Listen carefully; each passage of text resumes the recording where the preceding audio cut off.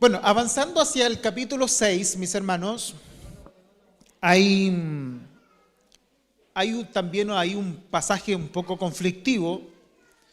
Precisamente el verso 4 dice así: porque es imposible que los que una vez fueron iluminados y gustaron del don celestial y fueron hechos partícipes del Espíritu Santo y asimismo gustaron de la buena palabra de Dios y de los poderes del siglo venidero y recayeron, sean otra vez renovados para arrepentimiento. La pregunta, yo sé que este capítulo 6 lo predicó nuestro hermano Danelo, ¿no?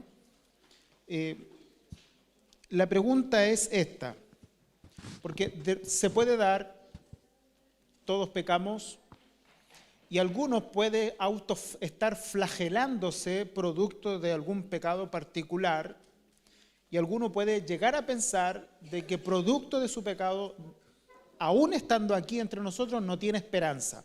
Y la pregunta es esta: si caemos, ¿no hay posibilidad de ser renovados para arrepentimiento y volver a la comunión con Dios? Me gustaría partir haciendo una declaración para llamar su atención, que si usted no es un verdadero hijo de Dios, este lugar verdaderamente es el peor lugar donde podría estar, domingo tras domingo. Y ahora lo explico, porque lo que aquí está hablando el contexto de este capítulo es gente que ha gustado de la realidad de estar expuesto a la palabra de Dios, de estar expuesto a los poderes del siglo venidero, a las manifestaciones del Espíritu Santo, pero sin embargo vuelven atrás y no encuentran en Cristo la suficiencia para su salvación. No está hablando de gente que haya pecado y se esté arrepintiendo pero no se le conceda. Es gente que no se ha arrepentido, es gente que no se arrepiente de su pecado, es gente que no considera su vida como pecaminosa, que se considera bueno a sí mismo, que considera que puede hacer algo y deja a Cristo de lado. Y esto lo podemos unir con el capítulo 10 de Hebreos, cuando dice: ¿y cuánto mayor castigo pensáis que merece aquel que pisoteare la sangre de Cristo, y el sacrificio de Cristo, y tuviere por inmunda la sangre del pacto? Se refiere a lo mismo. Cuando nosotros en nuestra pecaminosidad queremos ser autosuficientes, estamos pisoteando la sangre de Cristo. Estamos diciendo a Jesús: tu sacrificio no era necesario para mí, yo me puedo salvar por mí solo. ¿Y por qué estar aquí en este lugar sin arrepentirse es el peor lugar donde podría estar? Porque lo único que estamos haciendo es añadiendo más condenación sobre nuestras cabezas. Porque se expone domingo tras domingo, miércoles tras miércoles, este evangelio de la gracia, esta necesidad de arrepentirnos de nuestros pecados, y sin embargo, si no hay un arrepentimiento en nosotros, es porque no hay una evidencia de verdadera salvación. Y con esto lo uno ahora para el aspecto práctico, para llevarnos nosotros. Ahora para nuestros hermanos. Para nuestros hermanos. Usted, mi hermano, si usted ha pecado y usted siente dolor por su pecado, usted está vivo. Usted está vivo en Cristo. Porque un muerto no siente dolor. Un muerto, y una vez mi pastor puso un muy buen ejemplo, un muerto, póngale 1, 10, 100 ladrillos encima, no siente ningún peso. Pero una persona viva sí. Si usted ha pecado y a usted le incomoda ese pecado, si a usted le incomoda su vida, si a usted le incomoda y dice: pucha, no soy tan buen cristiano quizás como debería ser, o si siente estos pesos del pecado que nos asedia, usted está vivo y el arrepentimiento está disponible para usted. Siempre que haya dolor por el pecado, hay una entrada para el arrepentimiento. Preocúpese cuando su vida usted la encuentre perfecta y no encuentre que tenga nada que cambiar. Si usted hoy día piensa de que su vida como cristiano está bien, de que su vida devocional está bien, de que su vida con el Señor está bien, de que usted está suficientemente pleno y lleno con el Señor, preocúpese. Porque eso es una evidencia de que todavía usted no entiende realmente la necesidad de arrepentimiento que tenemos. Pero por otra parte, si usted ha pecado y usted se duele, si usted realmente siente que no es suficiente, si usted realmente siente que su pecado está siempre detrás suyo, el arrepentimiento también lo está. Y el perdón. Con el arrepentimiento va de la mano ese perdón. Hay salvación para usted, hay perdón para usted. Pero si no hay arrepentimiento, no hay entrada para el perdón. Una aclaración cortita con respecto a este texto. En alguna ocasión cuando me tocó dar la introducción, escuché una retroalimentación que me decía, oye, pero aquí es fácil colocar que a unos no son cristianos, otros sí son cristianos, otros son medios cristianos, pero la verdad que el texto mismo lo dice. Pero aquellos que cayeron, dice lo que decía nuestro pastor, sin embargo en el verso 9 dice algo bien simple y es importante ir al texto. Pero en cuanto a ustedes, les dice a los hebreos, amados, aunque hablemos de esta manera, estamos persuadidos de cosas mejores y que pertenecen a la salvación. Y ahí lo deja netamente claro de que de los que está hablando, aquellos que fueron iluminados y que después desperdiciaron esto, no son cristianos, nunca lo fueron. Sí, también quisiera aportar el tema de los principales lectores de esta carta, de esta epístola, que eran judíos que querían, ya se les estaba enseñando el Evangelio, pero querían retroceder, volver atrás. Y una de las aclaraciones también que podemos tomar para esto y como práctico es que es la cruz para nuestra vida. Porque dice Corintios que la cruz es locura para el hombre natural, pero para el regenerado es poder de Dios para salvación. ¿Qué es la cruz para nosotros, cristianos? Poder de Dios para salvación. Tenemos esa seguridad en nosotros porque somos regenerados. Gracias. En el capítulo 7, mis hermanos, hay una clara intención del autor de esforzarse a validar el sacerdocio de Jesús. Y de hecho muestra un orden específico acerca por el cual podemos decir que aunque Jesús estuvo en la tribu de Judá y nació de la tribu de Judá y no de la tribu de Leví, según él es sacerdote, según el capítulo 7, dice según el orden de Melquisedec, ¿cierto? Bueno, ¿cómo nos beneficia a nosotros saber que Jesús es el sumo sacerdote según el orden de Melquisedec? ¿Cómo nos beneficia a nosotros esa idea? Bueno, el orden del sacerdocio de Jesucristo hay que tenerlo muy en claro porque el autor de Hebreos lo introduce como, ¿cierto? No siendo de la tribu de Leví, él viene a ser sumo sacerdote. Recordemos que los sumos sacerdotes eran de la tribu de Leví. ¿Cómo nos beneficia eso a nosotros? Que nosotros no somos judíos. Nosotros jamás hemos estado en los deberes sacrificiales de la ley. Por tanto, es importante entender de que Melquisedec no era judío. Melquisedec no venía del pueblo. Recordemos que él, ¿cierto?, era el rey de Salem cuando Abraham volvía de la batalla. Y Abraham le entrega los diezmos, ¿cierto?, de la batalla a este varón, Melquisedec, y él en el fondo es un sacerdote universal, llamémoslo así. El orden de Melquisedec es un sacerdocio universal, que es el sacerdocio de Cristo, que no solamente es para los judíos, sino que para todos nosotros que hemos creído en él. Ahora, es importante entender de que aunque nosotros no hemos hecho sacrificios ni nada de esto, todo el orden sacrificial del sacerdocio, ellos tenían que, en el fondo, sacrificar por ellos mismos. Y tenían que traer a la memoria sus pecados, año tras año, delante del Señor, a través de los sacrificios. Sin embargo, en Cristo, el sacrificio de Cristo permite que los pecados ya no sean traídos a la memoria, porque Él hizo el sacrificio perfecto una vez y para siempre. O sea, el pago de nuestra paz fue sobre Él y no tiene que volver a repetirlo. Por lo tanto, para nosotros, no judíos, es una seguridad tremenda de que las cosas que Él estableció en el pueblo de Israel, que son sombras y figuras de las cosas celestiales que se le mostraron a Moisés en el monte, para nosotros son una realidad.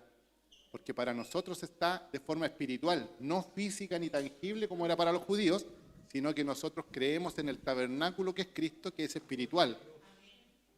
¿Se entiende? ¿Se responde bien la pregunta? Sí. Voy a avanzar un poco en esto. Mire, el capítulo 8 y gran parte del libro considera y advierte a los judíos a no volver atrás, a no volver al templo, al sacerdocio, a los sacrificios. Eso el autor del libro de los Hebreos lo ve como una apostasía. Volver a esas cosas es retroceder, es apostatar. Entonces, considerando que el autor está advirtiendo al pueblo judío no volver a los sacrificios, al tabernáculo y todas las cosas que se realizan en el templo, esto es para nosotros. ¿Cuál sería para nosotros, que no somos judíos, los corderos, los tabernáculos, las ofrendas, a las que no debemos volver atrás? Si bien es cierto, el ritual sacrificial es distinto, hay que recordar que el pecado del ser humano es el mismo. Desde el principio, desde que el ser humano cayó, tiene este mismo pecado que lo persigue, que es ser autosuficiente, ser su propio Dios. Entonces, cuando el autor de Hebreos se está presentando a Cristo y les está diciendo que ya no son esas cosas necesarias, les está diciendo ya no tienen que hacer nada para ganar lo que Cristo ya ganó. Y entiendas esto, para ganar, para obtener. Sí entendemos nosotros, y como lo hemos hablado en santificación, que vivimos en una vida en crecimiento, pero esto no es para ganar algo.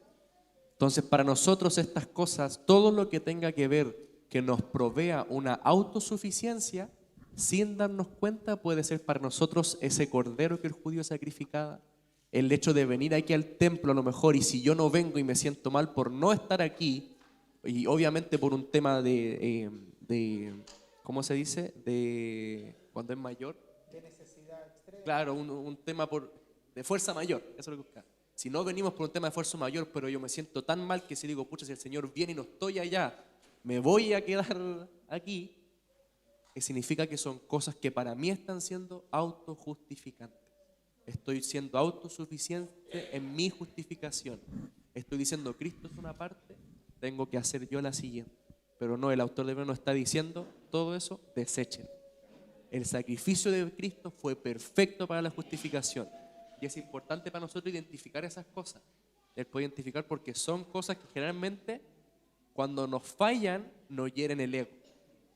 Nos hieren por ejemplo, no sé, uno como predicador, uno lucha con el pecado que uno vive, con lo que uno conlleva, y con el hecho de decir, ¿sabéis qué? Así como yo no soy quien para pararme a predicar, porque estoy en pecado. Pero sin embargo, me doy cuenta de que eso es porque estoy creyendo que soy suficiente. ¿Me entiendes? Si yo digo, no puedo vivir mi vida cristiana porque soy pecador, no, es justamente por eso vino Cristo, porque no somos suficientes. No somos suficientes para cumplir la exigencia de Dios. Y en Él encontramos ese perdón. Por ende, hay que dejar esa autojustificación, rendirnos a Cristo, rendirnos a Él y no ocupar elementos en nuestra vida cotidiana que nos sirvan para creernos más de lo que somos. Unos simples pecadores salvados por la gracia del Señor. Aparte que también vivimos en una cultura que nos enseñan a ganarlo todo, a ser exitosos. Entonces ahí es donde debemos tener cuidado. En el Evangelio, Dios nos ha regalado todas las cosas y nos ha provisto de su Espíritu Santo. Por eso que muchas veces creemos que, no sé, pues antiguamente ir al punto y estar de los primeros era un método de justificarnos. O, claro, mayor bendición, como dice. O llegar primero a la iglesia es un método de justificación.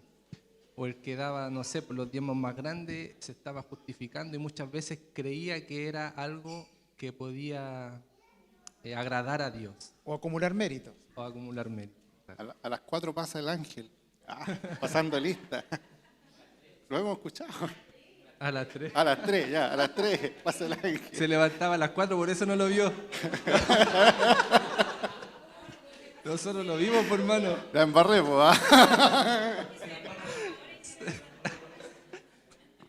No, pero lo importante es entender de que el legalismo es parte de ese sacrificio a los cuales ellos querían volver. Para nosotros es legalismo. Hermano, ¿por qué vino sin corbata? ¿Por qué no se puso la chaqueta Tanelo?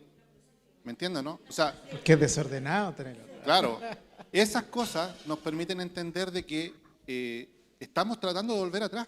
Amén. Y no solamente eso, vivir sin ley o antinomianismo es el otro extremo.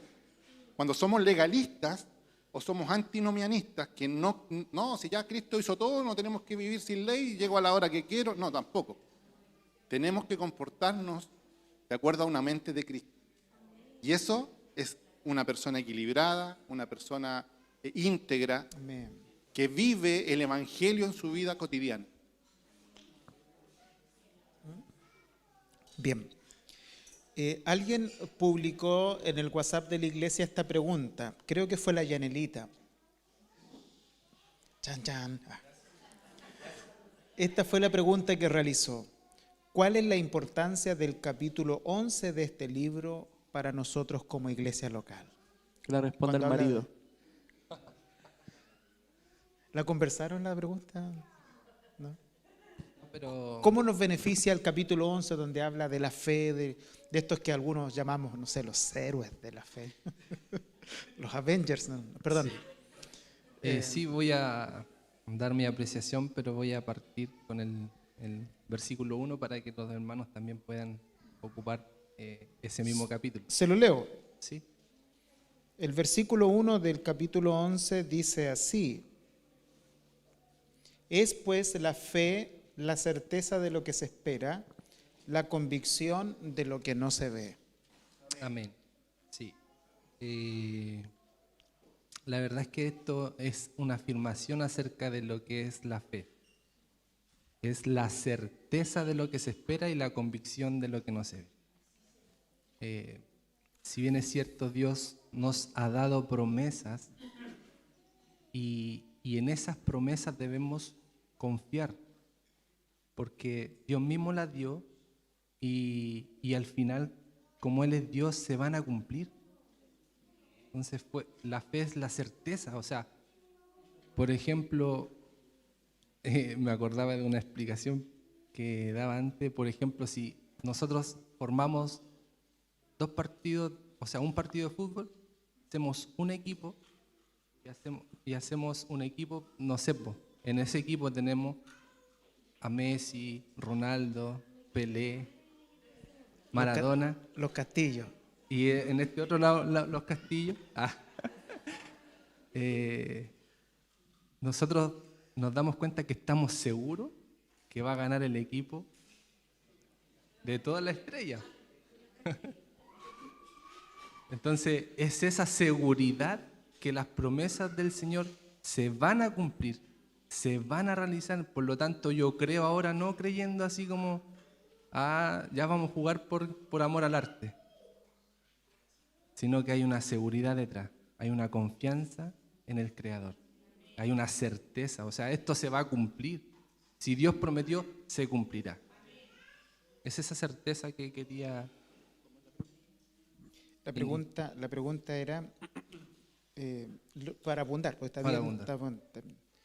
¿Cuál es la importancia del capítulo 11 para nosotros? Claro, a eso se refiere. Bueno, en este caso, disculpe hermano. ¿Quién dijo eso?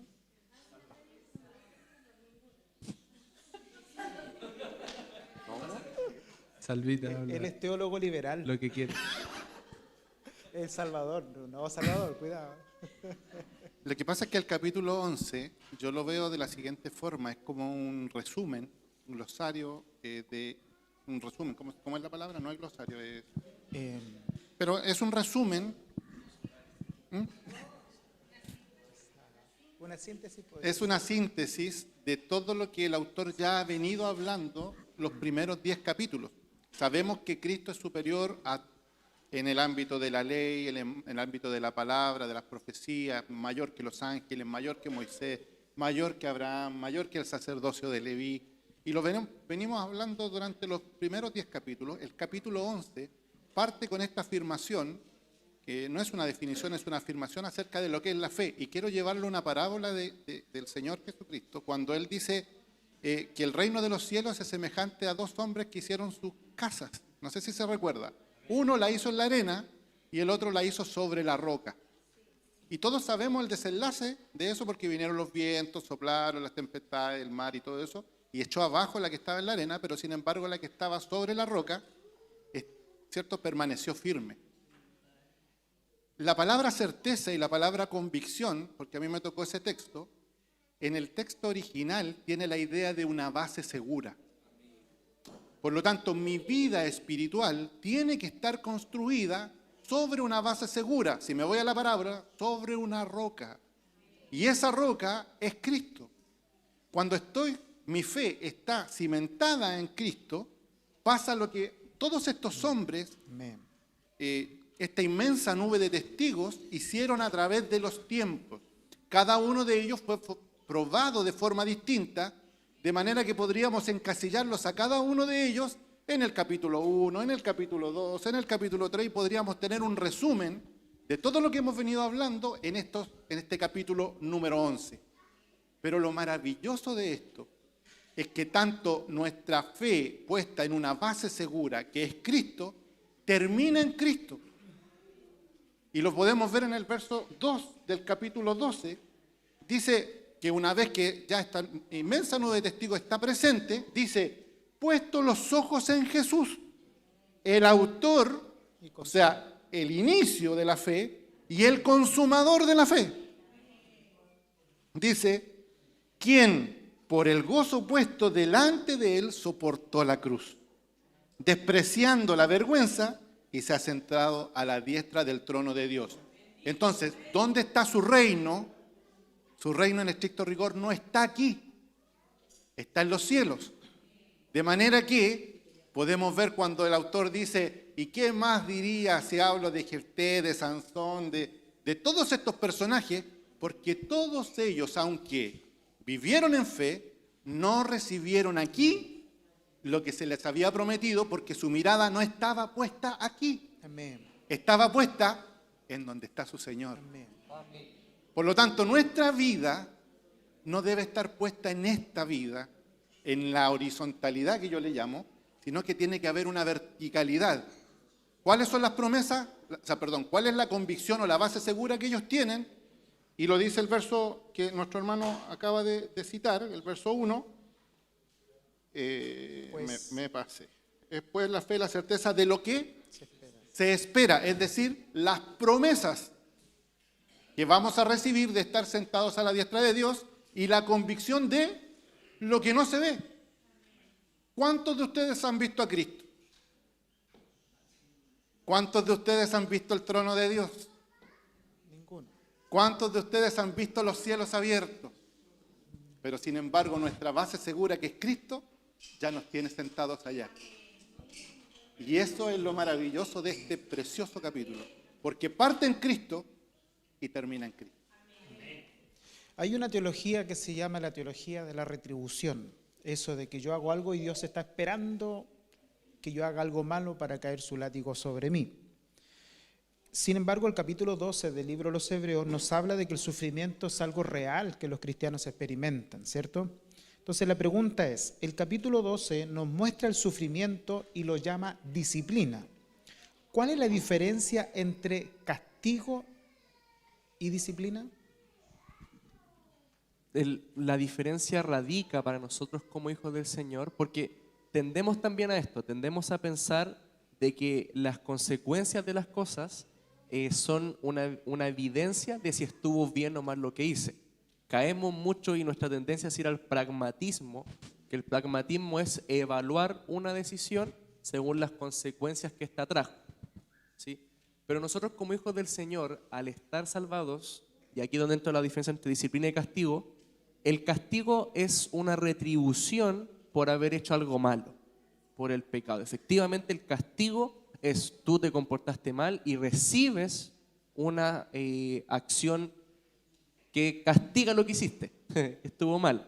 Pero la disciplina tiene otro propósito, que es la de instruir, tiene un propósito que es la de corregir. Nosotros como hijos del Señor ya no recibimos castigo. Y esto para nuestra vida práctica es importante, porque a veces pensamos que Dios nos está castigando. A veces pensamos que por lo que sufrimos, por lo que pasamos, es consecuencia de algo malo que hicimos. Pero sepa usted, mi hermano, que todo el castigo que usted merecía ya lo pagó Cristo en la cruz. Isaías 53 dice, el castigo de nuestra paz fue sobre él. Por eso ahora el autor de Hebreos habla de disciplina. Porque el hecho de que ahora no recibamos castigo significa que estas cosas malas el Señor las ocupa para nuestro bien. Y lo mencionó el hermano Jaime antes. A los que aman a Dios, todas las cosas les ayudan a bien. Imagínelo con su hijo, un ejemplo que a mí me gusta. Se imagina que su hijo, si usted le da brócoli o le da verdura o le da algo, dice, pero ¿por qué eres tan mala conmigo? ¿Qué hice para merecer esto? ¿Por qué? No, pero no es un pastor decía a un niño como Nietzsche, Dios ha muerto, ¿por qué hay brócoli? No quiero brócoli. Pero no, el tema no, el niño necesita brócoli para crecer, necesita verdura, no puede vivir de golosina, de dulce. Nosotros como hijos de Dios también el Señor nos disciplina, porque está formando a Cristo en nosotros. Y para formarlo ocupa todo este mundo caído, porque la providencia del Señor es maravillosa, como Él, no siendo autor del pecado, ocupa así este mundo caído y pecaminoso para formar a sus hijos. Y para que en sus hijos reluzca Cristo. Ese es el fin, relucir. Y eso es disciplina. Usted ya no es castigado. Su castigo ya lo pagó Jesús. Usted ahora es disciplinado.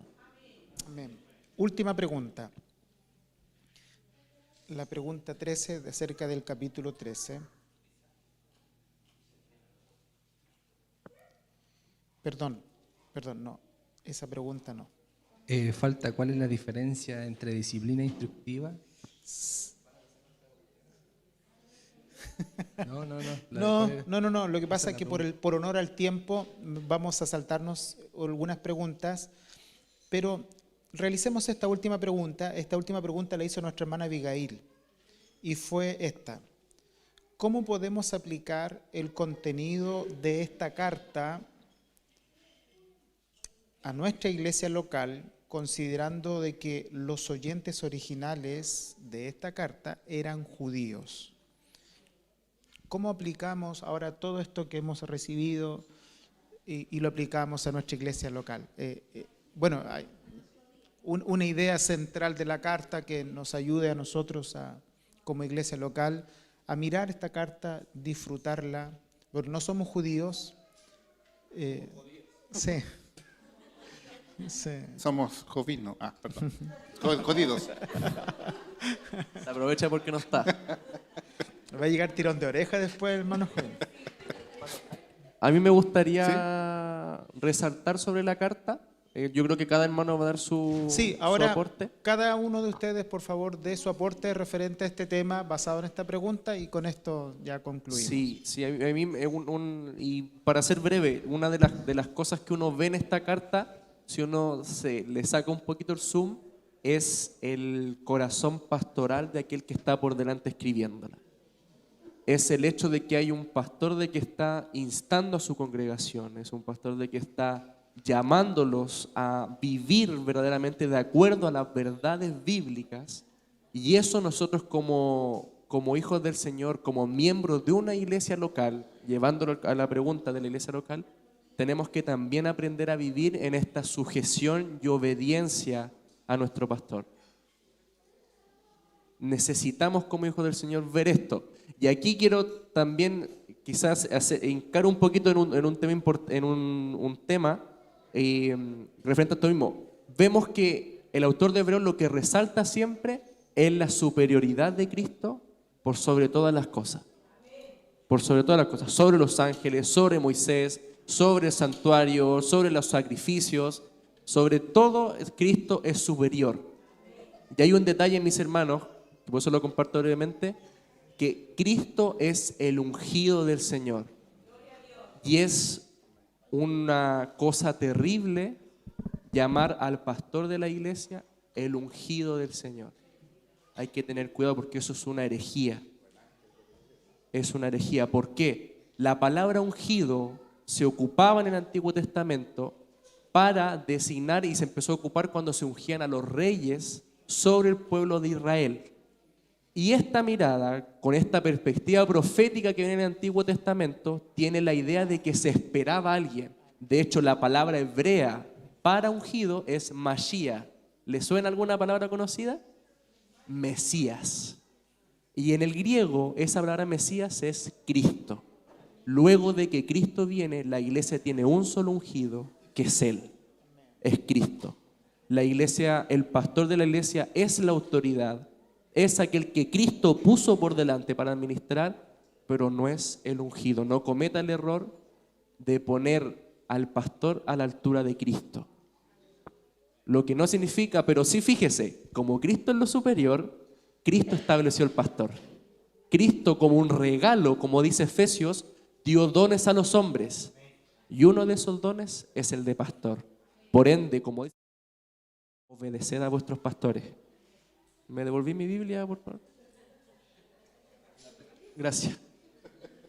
Y con esto cierro mi apreciación. El versículo 17, obedeced a vuestros pastores y sujetaos a ellos, porque ellos velan por vuestras almas como quienes han de dar cuenta. Y mire este detalle, para que lo hagan con alegría y no quejándose, porque esto es provechoso. Y aquí yo le dejo la pregunta, ¿usted está siendo un miembro de tal forma que mi pastor no se pueda quejar de usted y pueda pastorearlo con alegría?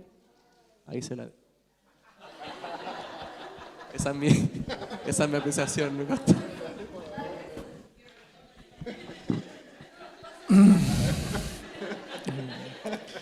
Pregunta para usted, mi pastor. Páseme la tablet.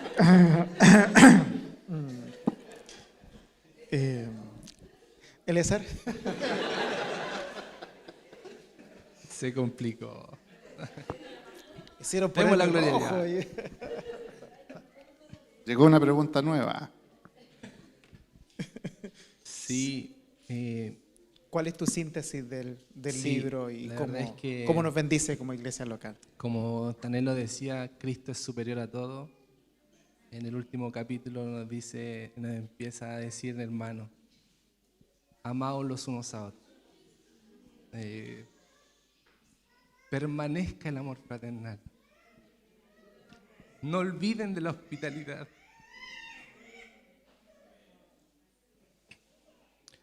Y dice que cómo vivimos, cómo son nuestras costumbres, que sean sin avaricia, contento con lo que tenemos ahora. Porque Dios dijo, no te dejaré, ni te desampararé. De manera que podamos decir confiadamente, el Señor es tu ayudador. Confía en el Señor, mis hermanos. Él es nuestro ayudador.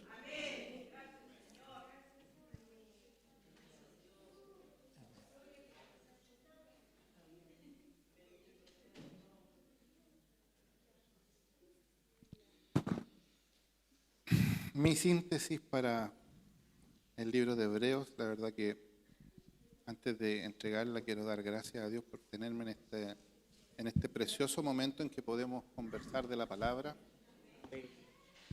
Sin duda alguna que es difícil aplicar el libro de Hebreos a nuestra iglesia local por el contexto en el cual se desarrolla la carta de los Hebreos. Es un contexto donde ellos están en persecución como judíos, están en persecución como pueblo escogido de Dios y están dejando de lado al autor principal de todas las cosas, a Cristo.